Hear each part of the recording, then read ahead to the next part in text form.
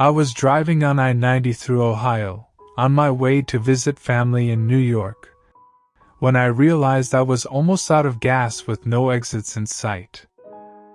I sighed, turned off the AC, and started looking for the next exit, while praying that God would let me make it to the next gas station.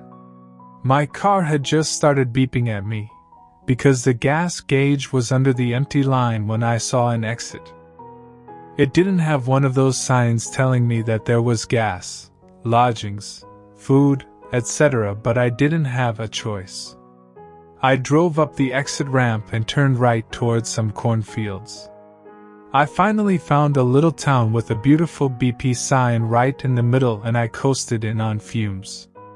I'm 100% sure that I used up the last drop of gasoline getting to the pump.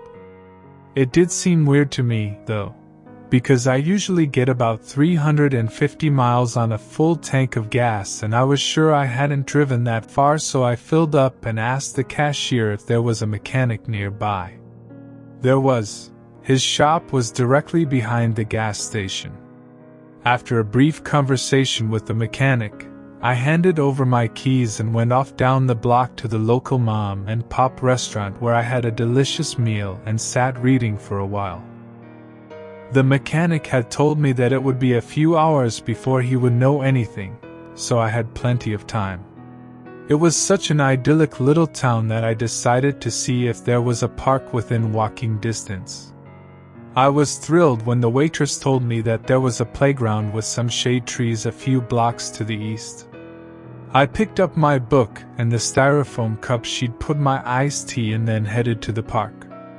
I smiled and turned left as I passed a sign saying "Caution, children at play," and another one saying "Park closes at dusk," looking forward to spending some relaxing time before paying a bunch of money and getting back into my car for a few more hours.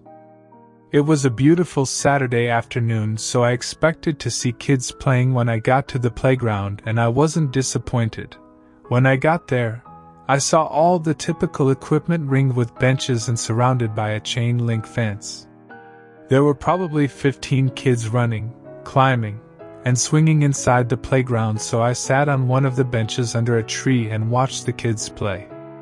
I watched as one of the girls ran up to a little boy, tapped his shoulder, and yelled, "You're it," before running off in the opposite direction. The boy screamed with delight and ran off after the other child. The whole scene made me laugh along with the kids until the boy caught the girl and the game came to an end. After a few minutes of watching, the little girl came over to me and grinned, showing me her adorable dimples as she did. "Hi, lady." I greeted her back and laughed as the kids came running over to crowd around us. "Do you want to play with us?" The children all clapped when I nodded and stood up. Their excitement was contagious, and we had the best time running and chasing and laughing until I was out of breath and needed a rest. I made my way over to the bench and took a drink while I pulled out my phone to see what time it was and figure out how much longer before I could go get my car. I was surprised to find that over an hour had passed, and then I realized that the sun was low in the sky. It was getting close to dusk. I wondered how strict the town was going to be about the park closing, then quickly dismissed that thought. I didn't even remember there being a gate on the fence. After my rest, I jogged back to the middle of the playground to get back into the game just as one of the boys tapped another and yelled, "You're it." By the time that kid tagged a red-headed girl, the sun had set and the streetlights were coming on. I took a step back, intending to get my stuff and head back to the mechanic's shop as I hear her shout, "Here I come."